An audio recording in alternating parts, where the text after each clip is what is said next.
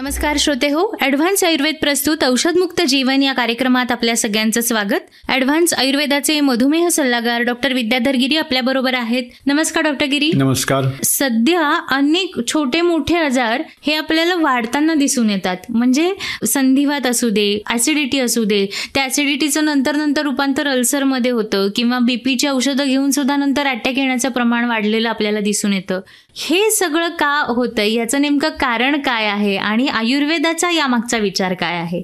कसं आहे की एखादी गोष्ट बरोबर ना दिसायला वेगळी असते पण त्याच्या मागची कारणं वेगळी असतात. बरं. तर ऍसिडिटी वाढते असं म्हणतो. प्रत्येक वेळेला ऍसिडिटी वाढली मग आपण काय करतो, गोळी देतो, ऍसिडिटी कमी करतो. पण खरंच गोळी म्हणजे ऍसिडिटी कमी करून फायदा होतो का, हा सगळ्यात महत्वाचा पार्ट आहे. कारण आयुर्वेदानुसार सांगितलं की त्या ठिकाणी क्लेदक कफ नावाचा कफ असतो. म्हणजे तुम्ही जे काही खाता त्याला पूर्णपणे म्हणजे म्हणतो ना की ओलं करणं किंवा त्याला एक सॉफ्टनेस देणं आणि मग तो अग्नी जो काही ऍसिड येतो ते त्याला पचवू शकतो. पण जर का त्यांनी त्याला सॉफ्टनेस दिलाच नाही, ते सगळं हार्ड राहिलं किंवा ते सगळं ड्राय असेल आणि त्याच्यामध्ये ऍसिड जर का मिक्स केलं तर ते पचणार नाही आणि ऍसिडिटी सुद्धा वाढेल. तर अशा वेळेला ऍसिडिटीवर काम करण्यापेक्षा सुद्धा बरोबर ना क्लेदक कफ जो काही कमी झालेला आहे, म्हणजे जे काही तिथे मॉइश्चर कमी झालेलं आहे त्याच्यावर काम करणं गरजेचं असतं. आणि ते केलं तर ऍसिडिटी मुळापासून जाईल. अन्यथा टेम्पररी फायदा होतो पण आपण बघतो फ्युचरमध्ये अल्सर कडे ते प्रकरण जातं. अगदी खरंय. श्रोते हो, डायबिटीस, संधिवात, कॅन्सर, वाताचे व पित्ताचे विकार अशा अनेक प्रकारच्या नोणी आणि ॲडव्हान्स आयुर्वेदा यांच्या संयुक्त विद्यमाने वैद्यकीय शिबिर.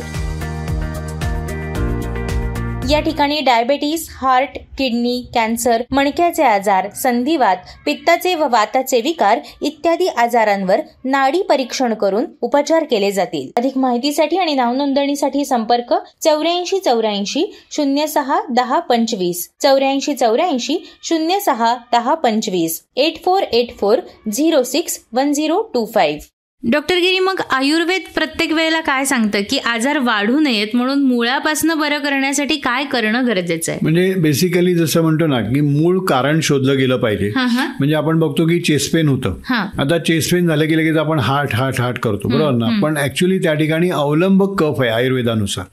म्हणजे शेवटी तुमचं काय होणार आहे, हार्टचं पंपिंग होणार आहे, लंग्सचं सुद्धा पंपिंग होणार आहे. आणि हे जे अवलंबक कफ आहे ते तुमच्या लंग्सला सुद्धा आणि हार्टला सुद्धा काय करत असतात, नरिशमेंट देत असतात. आणि जर का हे अवलंबक कफ जर का पातळ झालं फार बरोबर की नाही तर ते न्यूट्रिशन देऊ शकणार नाही, मग हार्ट वीक होईल, मग त्यामुळे तिथे पेन्स क्रिएट होतील.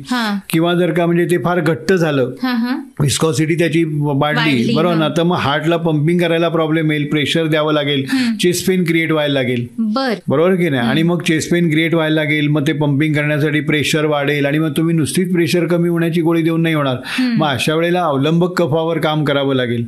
तुमचे जे काही जॉईंट्स पेन असतात या ठिकाणी तुमचे श्लेष्मक कफ असतो बरोबर की नाही. सर्व जॉईंट्सला तो काय करत असतो, वंगन देत असतो.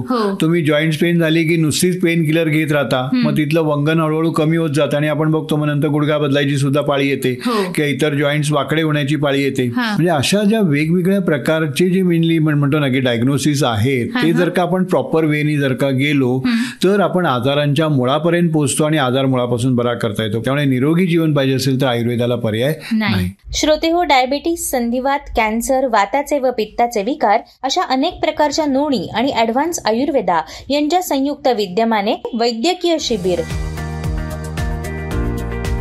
या ठिकाणी डायबिटीस, हार्ट, किडनी, कॅन्सर, मणक्याचे आजार, संधिवात, पित्ताचे व वाताचे विकार इत्यादी आजारांवर नाडी परीक्षण करून उपचार केले जातील. अधिक माहितीसाठी आणि नावनोंदणीसाठी संपर्क 8484 06 10 25 8484 06 10 25 8484 06 1025. पुन्हा भेटूयात ॲडव्हान्स आयुर्वेद प्रस्तुत औषधमुक्त जीवन या कार्यक्रमात डॉक्टर विद्याधर गिरी यांच्यासह. तोपर्यंत नमस्कार. नमस्कार.